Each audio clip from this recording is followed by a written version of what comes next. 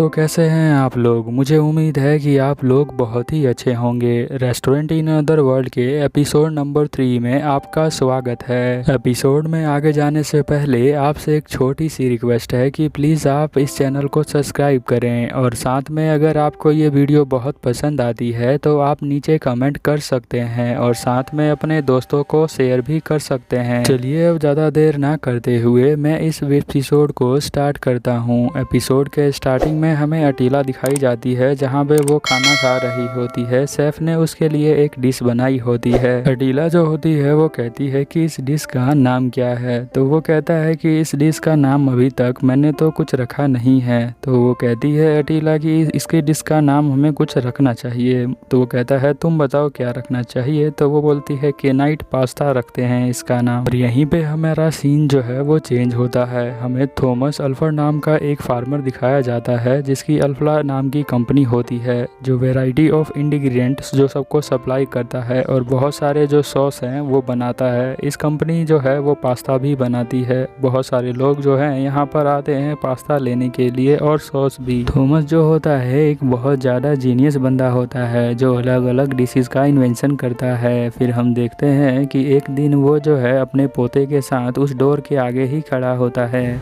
Thomas अपने पोते को कहता है कि ये जो है एक सीक्रेट दरवाज़ा है और इसकी चाबी जो है वो मेरे पास है और ये जो डोर है किसी अनदर वर्ल्ड को कांटेक्ट में करता है। और इसके अलावा मैं तुम्हें बता दूं कि अपनी अल्फ्रेड कंपनी जो है इसके साथ कनेक्शन में है। तो वो पूछता है उसका पोता कि ये किस तरह का शॉप है दादाजी। तो उसके दादाजी बताते हैं कि ये जो है रेस्टोरेंट इन अदर वर्ल्ड का तरह एक शॉप है। फिर हम देखते हैं कि वो दादा और पोता यहाँ पर आ जाते हैं। अटीला कहती है कि आप प्लीज़ वेलकम है आपका। तभी जो है यहाँ पर सैफ कहता है कि थॉमस आप प्लीज़ 2 मिनट के लिए बैठिए, मैं अभी आता हूँ। फिर हम देखते हैं कि वो जो लड़का होता है वो चारों तरफ घूम घूम के देखने लग जाता है। वो कहता है अपने दादा से कि यहाँ तो बहुत सारी डिफरेंट चीज़ें हैं, हमारे वर्ल्ड से भी बहुत ज़्यादा डिफरेंट है ये सब। फिर हम देखते हैं कि थोड़ी देर बाद सैफ जो होता है यहाँ आ जाता है। उस लड़के को देखकर वो कहता है कि ये कौन है। तो लड़का जो है अपना इंट्रोडक्शन देता है। वो कहता है मेरा नाम सीरियस है और मुझे और मेरे ग्रैंडपा को यहाँ पर आने देने के लिए आपका बहुत बहुत शुक्रिया।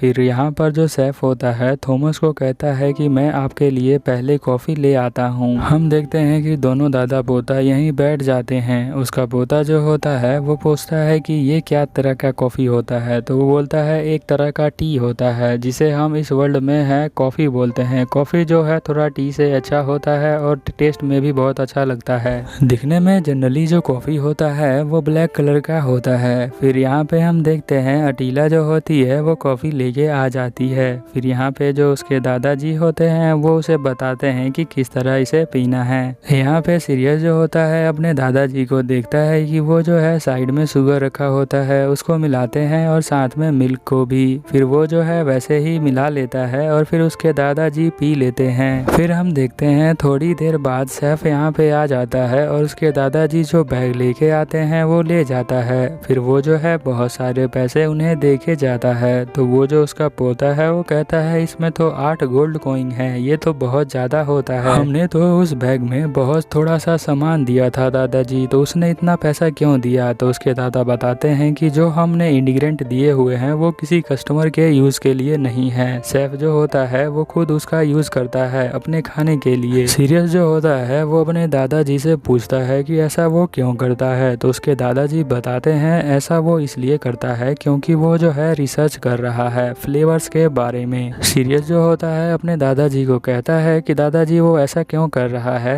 तो उसके दादाजी बताते हैं क्योंकि जो सैफ है वो चाहता है अपने रेस्टोरेंट के अंदर जापानीज टेस्ट को लाने का। दादा और पोते ऐसे ही बात कर रहे होते हैं। थोड़ी देर बाद यहाँ पर सैफ आता है और कहता है कि मैं आपके लिए क्या ऑर्डर करूँ। तो उसके दादाजी कहते हैं कि जैसा हम यूजुअली ऑर्डर करते हैं वो एक्स्ट्रा लार्ज जो है मीट वाला जो डिश है उसको ऑर्डर कर दो। सैफ कहता है ठीक है सर, मैं उसको ऑर्डर कर देता हूँ। और ये हमारा जो है 5वां डिश हो जाता है मेन्यू का। फिर हम देखते हैं कि यहाँ पे वो दोनों बहुत खुश होते हैं उस खाने को देखकर। जो उस लड़के के दादाजी होते हैं वो कहते हैं कि जल्दी से इसे खाना स्टार्ट कर दो, नहीं तो ये जो है ठंडा हो जाएगा और इसका टेस्ट थोड़ा सा खराब हो जाएगा। उसके दादाजी बताते हैं कि इसे किस तरह से खाना है। उसके दादाजी खाने के बाद बताते हैं कि इसके अंदर मशरूम है छोटे छोटे काट कर डाला गया है और साथ में मूंगफली के दाने को भी फ्राई करके इसके अंदर डाला गया है।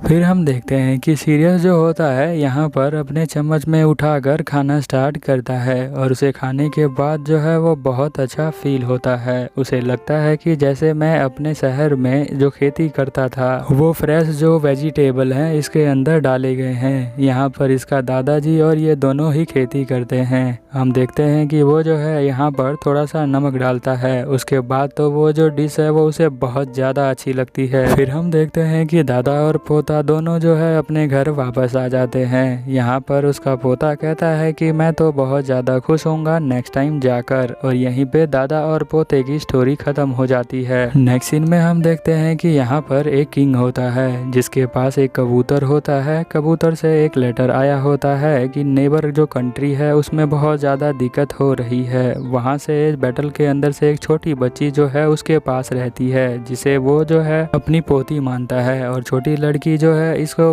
ग्रैंडफादर कहती है। तो वो पूछता है कि तुम्हें ये शहर कैसा लग रहा है, तो वो बताती है कि ये शहर जो है वहाँ से ठंडा लग रहा है और यहाँ के लोग जो है वो बहुत ज़्यादा अच्छे हैं, मुझे बहुत अच्छा लग रहा है। फिर हम देखते हैं कि रात को जब ये छोटी बच्ची सो रही होती है तो इसे अपने मॉम की याद आती है, और यहाँ पे जो किंग की मेड होती है वो कहती है कि बहुत सारे बच्चे यहाँ पे इस महल के अंदर तो है नहीं, इसीलिए इसे अपनी मम्मी की याद आ रही है। तो यहाँ पे जो किंग होता है वो कहता है कि अब क्या करें, सर्कमस्टांसेस ऐसे हैं कि हम जो है किसी बच्चे को यहाँ पर ला भी नहीं सकते हैं। तो वो जो है उसका दादाजी उस छोटी बच्ची को उस नेक्स्ट डोर में ले जाता है। वो कहता है कि ये एक सीक्रेट चैम्बर है। उसके दादाजी कहते हैं कि तुम्हें जो है इस सीक्रेट को छुपा के रखना पड़ेगा सभी से, ये मैंने तुम्हें बताया है। फिर उसका हाथ पकड़ के वो जो है उस डोर के अंदर चलने जा रहे होते हैं। नेक्स्ट सीन में हम देखते हैं कि वो जो छोटी बच्ची है अब बड़ी हो चुकी है, और यहाँ पे वो याद करती है कि जब मैं उस डोर के अंदर गई थी तो मैंने सिर्फ चेयर और टेबल ही मुझे याद है, बाकी का कुछ याद नहीं। और साथ में मैंने अपने ग्रैंडफादर के साथ जो डिश खाई थी वो उसे क्लाउड कहती है, तो वही उसको डिश याद है। वो कहती है कि जब वो रूम के अंदर आ जाती है तो खांसने लग जाती है। तो वो कहती है कि मैं जो हूँ थोड़ी टायर्ड हो चुकी हूँ जर्नी की वजह से। उसकी जो मेड होती है वो कहती है कि फिर तो ठीक है, मुझे लगा था कि आपकी तबीयत खराब है। वो कहती है कि मैं जा रही हूँ, अगर आपको कुछ चाहिए होगा तो मुझे बुला लेना।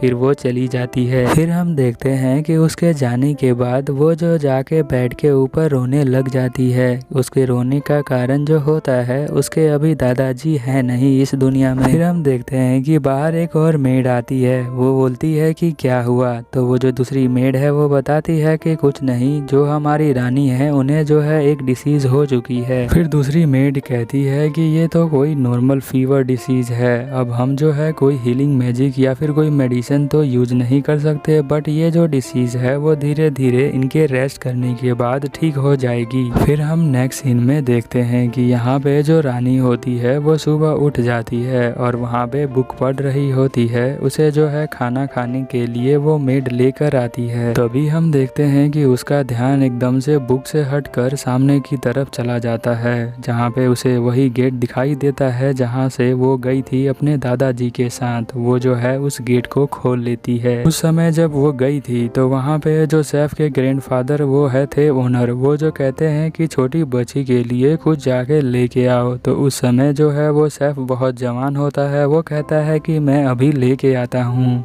प्रेजेंट में वो जो लड़की है यहाँ पर आ जाती है। वो कहती है अटेला से कि मैं कहाँ पे हूँ। अटेला बताती है तुम निकोया के रेस्टोरेंट में हो।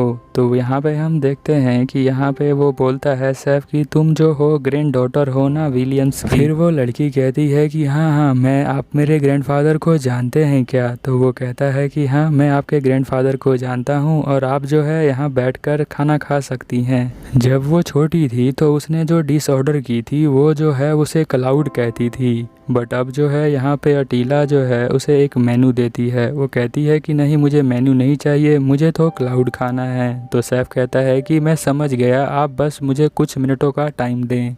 हम देखते हैं कि यहाँ पर एक चॉकलेट आइसक्रीम सी आ जाती है। उसी को वो जो है छोटे में क्लाउड कहती थी। वो जो है कहती है कि ये तो बहुत कलरफुल लग रहा है। आज वो एक चम्मच लेकर उसे खाती है तो उसे सारी यादें जो होती हैं उसके दादाजी के साथ वो सब याद आ जाती हैं। वो कहती है कि ये तो बहुत स्वीट लग रहा है, बट ऐसा भी लग रहा है कि इसके अंदर कोई शुगर नहीं डाला है और साथ में ये बहुत ज़्यादा ही चॉकलेटी है और ये मुझे खा के बहुत अच्छा लगा, थैंक यू सो मच, ऐसा शेफ से बोलती है।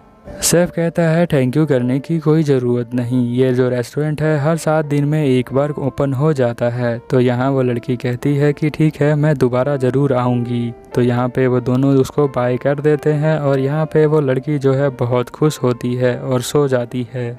नींद में वो कहती है कि मेरे ग्रैंडफादर ने इसके बारे में बताया था, इस सीक्रेट गेट के बारे में। अब उसकी जो तबीयत है वो ठीक हो जाती है तो सुबह जो है वो उसी फ्लावर को देख रही होती है जब वो छोटे में देखती है। यहीं पे हमारा एपिसोड ख़त्म हो जाता है। कैसा लगा आपको ये एपिसोड, आप प्लीज़ नीचे कमेंट करके मुझे बताएं। चलिए फिर चलते हैं, मिलते हैं नेक्स्ट एपिसोड में, तब तक के लिए ओवर एंड आउट।